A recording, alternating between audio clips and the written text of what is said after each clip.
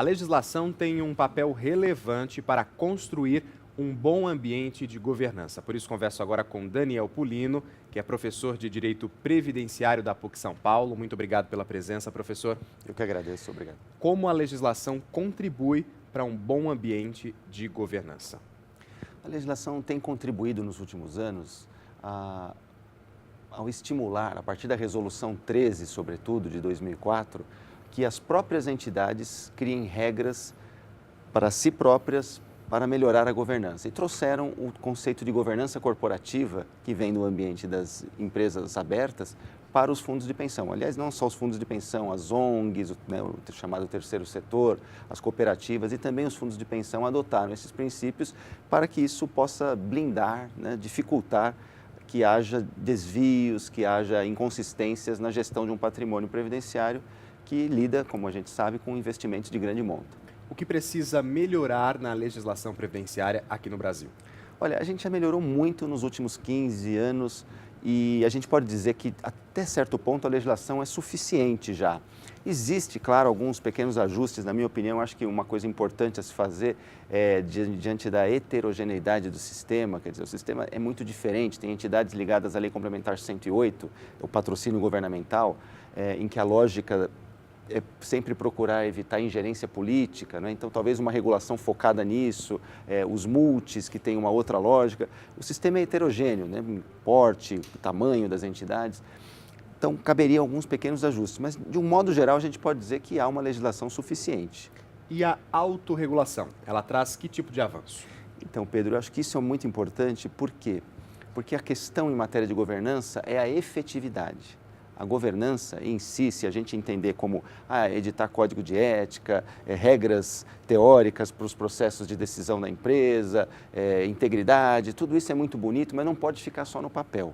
O que realmente faz com que a governança funcione é ela ser assimilada dentro da cultura da entidade, ou seja, é a prática, é como ética, não se aprende teoricamente, se pratica.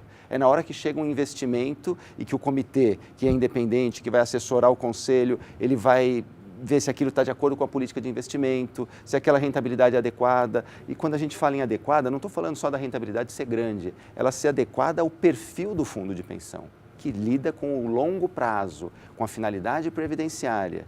Porque o mais importante num fundo de pensão não é buscar rentabilidade só. Claro que a rentabilidade é importante, mas o mais importante é entregar os benefícios aos participantes. Alguém que entra num fundo de pensão, primordialmente pensa nisso. Eu quero ter uma aposentadoria daqui a 30, 35, 40 anos. Então, esse é o norte que tem que, a todo momento, em cada decisão, estar na mente de quem toma essas decisões.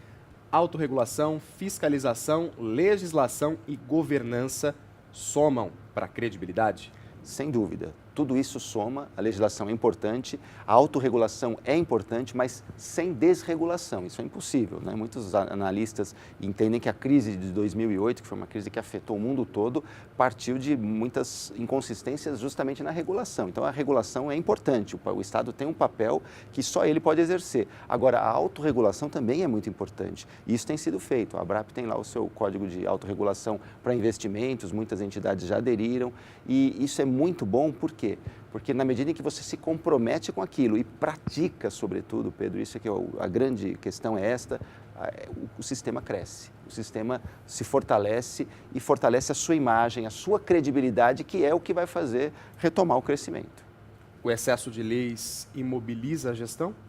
Eu não vejo dessa forma, como um excesso de leis. Claro que, em tese, um excesso de leis pode prejudicar, mas eu não acredito que no Brasil nós vivamos essa situação. Acho que nós temos leis adequadas, como eu disse, podemos ter algum ajuste pontual, e para mim o principal dos ajustes diz respeito às entidades do patrocínio governamental. O órgão regulador precisa ver diferentemente, regular de forma diferente essas duas realidades, o patrocínio governamental do patrocínio não governamental, mas tirando esses pequenos ajustes, eu acho que a gente tem uma legislação suficiente e que não é excessiva. Neste ano, o tema da ABRAP, Previdência Complementar para Todos, como o senhor enxerga esta mobilização?